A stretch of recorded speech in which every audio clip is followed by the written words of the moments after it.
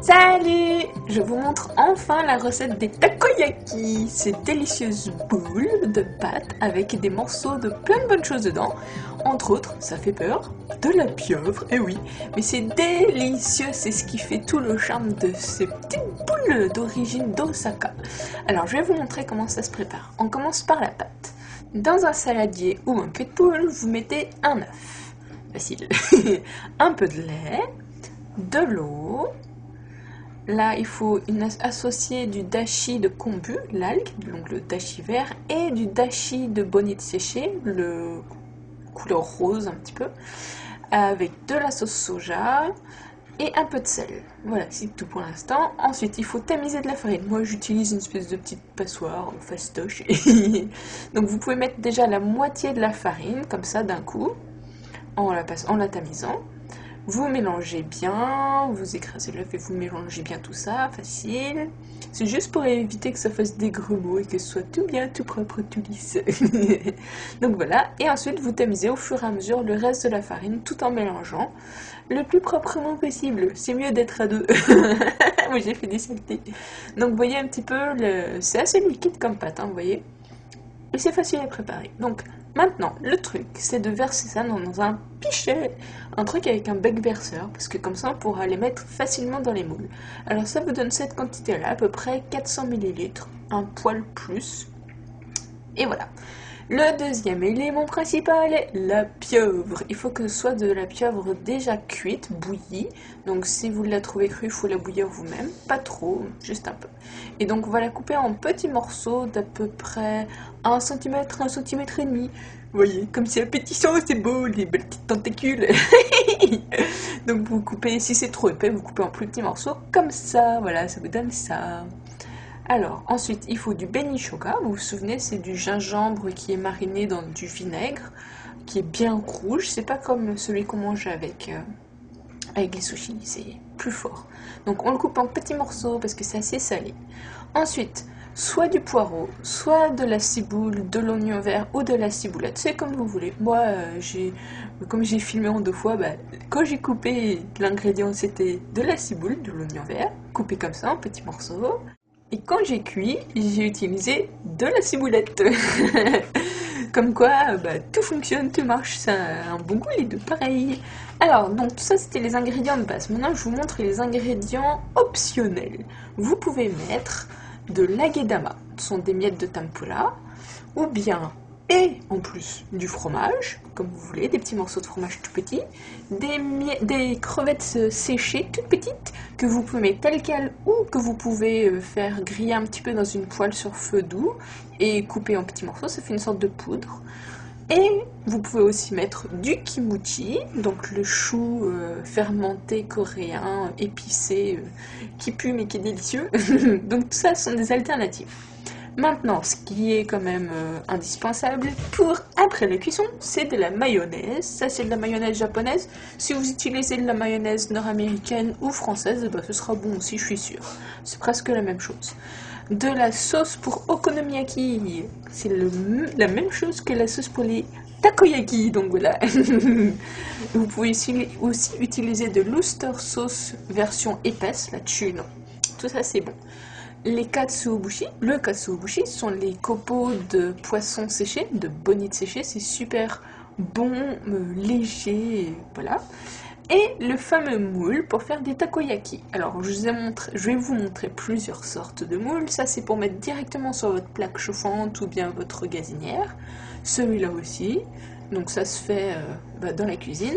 Et ça se met sur la table directement. C'est une plaque chauffante avec un moule intégré pour faire des takoyaki tous ensemble. Voilà, et celui-là aussi. Et nous, c'est celui-là qu'on a à la maison. Vous voyez, tadam, il est énorme. On est des gourmands. Donc vous mettez ça sur votre table avec tous vos ingrédients à portée de main. Donc la pieuvre, le benishoga, la ciboule, le poireau, la ciboulette, l'oignon vert, celui que vous avez choisi, pas de problème. Donc ça c'est pour les ingrédients de base. Ensuite, nous, ce jour-là, on a choisi de mettre du fromage, des bons petits morceaux de fromage. Petits parce que sinon c'est trop salé. Les agedama, donc les miettes de tempura, c'était trop bon aussi. Et forcément, il vous faut votre pâte. Là, j'ai changé de pichet aussi. Vous avez remarqué. Ce qui est important, c'est qu'il y ait le bec verseur. Alors voilà, on passe à la cuisson. Vous mettez votre plaque sur un feu assez fort et avec ou bien sur le thermostat assez fort, et avec un petit récipient dans lequel vous avez mis de l'huile et un sopalin que vous avez plié pour que ça fasse cette forme là à peu près, et ben vous mettez de l'huile dans les moules, voilà, facile. Et vous remarquez un petit peu que c'est chaud parce que l'huile s'écoule vite. Alors oui, l'outil super indispensable, c'est le pic de bambou, genre un cure-dent super long, le même qu'on peut utiliser pour faire des takoyaki. Donc vous mettez un petit peu de pâte sur le bout du cure-dent, du pic, et vous vérifiez si c'est assez chaud. Si c'est assez chaud, c'est comme les chaussettes de l'archiduchesse. Donc j'aurais dû déconner. Donc si vous mettez, si c'est assez chaud, vous mettez la pâte à peu près à 80% du moule. Faut pas le mettre complètement à ras-bord, juste à peu près à 80%. Donc voilà, la pâte c'est versé. Vous mettez tous vos ingrédients assez rapidement parce que sinon la pâte est cuite trop vite pour vous. Et vous voyez d'ailleurs, pendant que je mets tous les ingrédients, vous voyez la pâte elle commence à cuire sur le bord des extrémités. Donc voilà, c'est pour ça qu'il faut le faire vite. Et si ça déborde, c'est pas grave, no problemo.